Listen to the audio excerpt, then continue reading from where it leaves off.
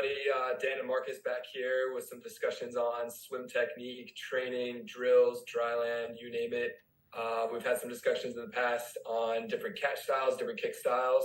And today we're going to talk a little bit about different stroke styles, which maybe we think more about like what you're doing in the recovery phase and how that applies to different events and different speeds, and also just different skill sets of where you're at with a swimmer. Hello everyone as well, and from my side, we have a good thing going here with these discussions, and a lot of people like it. So we want to continue that little these little excursions on or like discussions. Today we actually want to look at three different styles or recovery styles or like movement styles of the arms as such. And there I have catch up, which is my favorite. Then we have a sprinter, like more torque, like just a propeller kind of style. That would be more your favorite there, I think. And then we have the hybrid, the mix of both of it, which would be combining the both, or like almost combining the both, which is lies actually between the two of us, I think, on a if we would go and compete against each other. So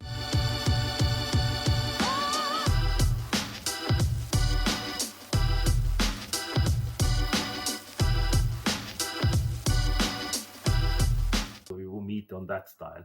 I think from that I start, the catch-up style is really the one thing which is, as it says already, the catch up.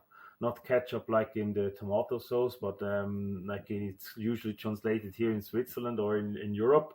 No, it is catch up, like you catching up with your other arm or your other hand, and that will be it. So you really just you really wait until the half stroke or like one arm stroke is finished. Like you start in front, and you only ever gonna start with your next arm stroke or your next stroke when the other one enters the water or actually even touches the other side. It's less, the touching one is more for the drill side, but it is really just catching up when the let's say the right hand starts to do the movement. When the right hand enters the water, the left hand would start its stroke, and that will be more the catch-up style. And the same thing will be also the other way around. When the left hand will go into the water, the right hand would start the stroke. It's more my forte. Why? It's very efficient for long distance if you have a good high elbow catch, and if you can prolong your stroke or the distance of your stroke, which you do from the catch until the end. This is the most efficient as such, but it needs a lot of shoulder mobility and a lot of body rotation to get there. I guess it would be the more the sprinter torque propeller kind of style. I give it over to you to dive into that a bit. Yeah, the 50 was probably my most competitive event, but I grew up in an era where we were learning more of the high elbow recovery. I did a lot of catch-up drills, and the straight arm freestyle swim, which we'll talk about in a moment, the straight arm sprint. I think really just started to become really popular around like 2012. So like maybe the last 10 years, we're seeing more of that straight arm recovery stroke with some of the world's best sprinters, but not all of the world's best sprinters. So I actually don't employ that technique as much or at all. It's actually something I've been dabbling with more as an adult. I grew up doing more of the catch up, and probably on a full sprint, I'm using more of a gallop stroke with a high elbow recovery, where we're starting to blur the lines between just alternating arms. So in like a pure catch-up stroke, like you said, we're alternating strokes. You're always having one arm out in front, streamlining and gliding, and you're going to wait for that recovery stroke to come in before you switch. And the timing of that and the tempo and how much you glide is just dictated depending on how fast you want to go. But there is going to be more of a glide. There is going to be more of a tempo and a cadence to that, and waiting for the other stroke before you switch. And we'll see a lot of like both hands out in front in that. So it's popularized in like the adult swimming world with things like Total Immersion, Adam Ocean Walker, Swim Smooth, programs that are teaching efficiency and also catering to a demographic that's swimming triathlon, maybe channel swims, and swimming for a really long time when they need to be really efficient. And also adult swimmers who need to be really mindful of shoulder health and just minimizing torque on the shoulder and minimizing all those rotations and revolutions to keep people healthy and to keep people efficient. So it depends on what your goal is, and that's one way to swim. And we see people, some of the world's best milers are using that style, and they're doing it very, very fast. But it all exists on a spectrum, as we often refer to with a lot of these examples that we're talking about and what we see. I think so too. I mean, to the state, to the difference. I mean, the propeller or the movement where you would use for sprint, or where you have a lot, where you can create a lot of torque, obviously has a lot of impact on the shoulders and as such, because you can do it. You know, the arms, and what a lot of people I think also miss, it's also a counterbalance thing. So if you do catch up, for example, you can also do catch up with, especially for longer distance or on the women. It's more common in women's swimming, when a woman swims, that they slam their arms to the front and still do the catch up kind of style. They don't have a high elbow recovery. They have more like a swing on it, the swing recovery. Let's put it that way. Straight arm swing. There's many names out there. I mean, also for each technique, I explain it how I do it. It is in the end, it is really dependent on the distance on one hand, but also on as you said, on the pressure which you have on your shoulders as such. Because if you want to do the straight arm, one of the first I know who did it was Michael Klim, actually, when he won his 100 meters world championships and Olympic medals, and also in that what is it in Sydney with the relay, when he was at the end and finishing up everything. I mean, that was the first time I saw it, and nowadays it's really just, and what there a lot of people miss out on, these people or these guys, they go to the gym and they do a lot of shoulder mobility and a lot of training that their shoulder muscles keep the whole joints together as such, and that should be actually also be thought. You should be thoughtful of it, and with a high elbow catch up style, you're more in a position where you can actually take pressure off and be, instead of having this counterbalance thing where you have one arm in the water doing the stroke and pushing, and the other arm straight, or can have a little bit of a bend, but straight arm is a counterbalance thing. In this catch up, you would have really actually balance it out with the one arm which is in front staying there, so we can close off like a sip swimming, some sort of when you swim there. I think this is people which they can get confused with it. Yeah. But it's interesting that you say about the shoulder problems, that the style, which I love a lot. I really love it and enjoy it. It's my passion. Would be actually considered for, especially that you say that, because there is a lot of people out there, or even on Instagram, telling me no, people don't do it because of the shoulder problems, and I think it's not entirely right. Like, I don't know. Just to have a bit of an anecdote there. Yeah, I mean, we could talk about shoulder issues probably separately, but there's slightly different demands. So when you're in this high elbow recovery, you actually want to really relax the lower arm. The lever is shorter from a biomechanics standpoint. It's easier to get that arm around in this relaxed position. When the arm, but it's also going to be slightly slower. When the arm is straight, the lever is longer. We're creating more torque. It creates more force.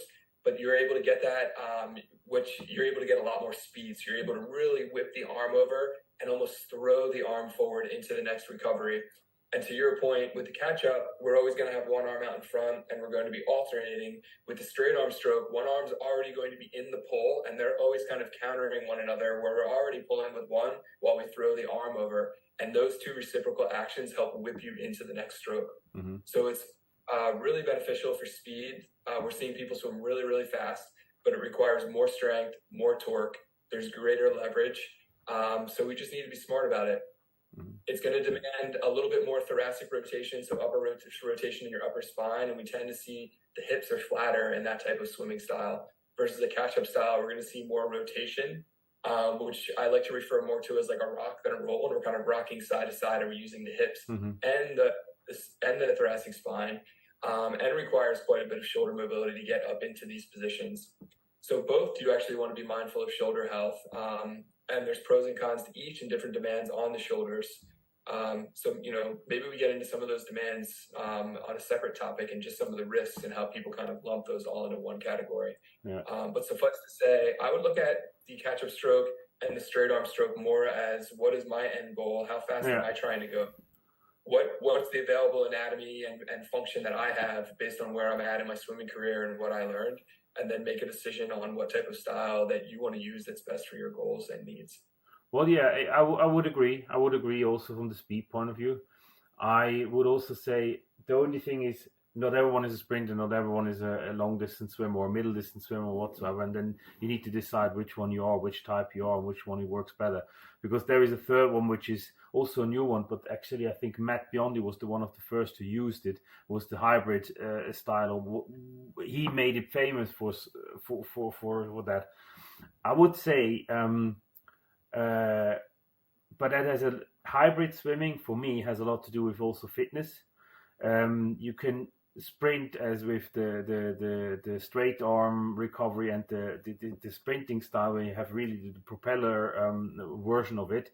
You can easily do even if you're not that fit, because if you have the kilometers in your body, look at the older swimmers or the in age still pros and who do it. They don't swim 100 Ks in a week anymore. They maybe, I don't know if they even get to 20 Ks. They are a lot more in a gym or anywhere else, and they can do it much longer until they're 40, 45. I mean, one of the last ones who did it like this was Mark Forster from the UK, who was one of these sprinters, or now Laurent Manadou, I think, Florent Manadou, sorry for so Florent Manadou, sorry Florent, who would do this this kind of way. And the hybrid for me was always really connected to fitness, because it needs a lot more strength. It is, in my opinion, this galloping, it is to a certain extent more, it is faster. That's why we see it on especially on, or it would be faster as a, when I sprinted, I can't go into the sprinting one, the propeller one. For me, it's too fast. I can't turn my arms like this. I need to sort of have a bit of a stability there. And so I moved directly from catch up into, like, so it would start with a 2B kick and out of the arms that you have to catch up, and then you have less and less of a catch up, so it would be more ripped apart, some sort of the catch up. So instead of entering the water and the arm is in front, you would have before the water hand, just before the hand enters the water, you would start with the other stroke, and then obviously the kick will catch up. It will get more kicks, so we go from 2 to 4 to 6B kick and even more. And this gives me actually the propulsion to lift up like a motorboat, so lift up my body, and then creates this movement where I can really like switch from a catch up to this galloping, where you have concentrate on one side. So you take one side as the balancing side. For me, it's the left side, which would be thrown to the front to stay longer there until the next arm comes, and you would always almost have two arms at the same time pulling the water backwards. And we see it with Popovic, or with Michael Phelps in the 200-meter freestyle, or these kind of people who would actually celebrate this gallop or hybrid style in nowadays. There, I think for me it has something to do with fitness to be able to do a hybrid style. Yeah, I mean, we saw it first in male swimmers, and now Katie Ledecky is using that type of style, and she deliberately changed her style. I don't know when, but over the years she started to adopt this hybrid style, which they also refer to as a galloping style or a loping style. And there is a bit of a hitch to the stroke, and one arm is longer, and you're going to have a shorter kind of high elbow recovery on one side and kind of a straighter arm on the other. It's also dictated by the distance. So typically in that style, we're going to see them breathing every other stroke to the same side, and one side's always going to be long and the other side's a little bit short. So a lot of events like 100 meters or over, David Popovic breathing every other stroke is going to use that type of technique. Katie Ledecky swimming 400, 800 is going to use that type of technique. So it really depends. But yes, requires a lot of strength. We were seeing it more in male swimmers, and now some female swimmers are starting to adopt it because it's strong, it's fast, it can be efficient, but it is a different style. some common mistakes that I see with some swimmers doing it is there's a lot of this up and down movement, and you have a little bit of that with kind of the galloping or the loping. But I think it's helpful to remember that the goal is to go forward, and you still want to stay in that stroke and make sure that you're pushing water straight back and you're moving straight forward. And there's not a lot of like up and down with that, just because just by nature of that stroke, there's going to be a little bit of up and down, but we want to try to minimize it. Yeah, true. I mean, for me, as I said, if I'm not that fit, or not now, but when I restart, like to my projects of the Ironman or this Ironman project or future then channel swimming, when I did like started again with 1Ks, 2Ks, I would be actually, when I want to do the galloping, quickly you would be slower, because galloping that's why I'm saying with fitness, you need to have a certain speed to be able to throw yourself forward. And if you don't have it, it's just an up and down, and that was my problem. So I don't even, if I don't feel like it, then I wouldn't do it. And I use it, and I mean, this is maybe something which an amateur or like someone who starts off now swimming can't do, or isn't like, yeah, you need to be a certain seasoned swimmer to do that. Is that when I'm in an Ironman race, or when I was doing Klagenfurt, I would switch up between catch up and galloping. So in the beginning, when I wanted to get away from everyone else, I would do the hybrid style, so get out, because I can be a bit faster, to then slow down into my rhythm, where I would really just do one side to the other one and do this catch up kind of style to get to the front.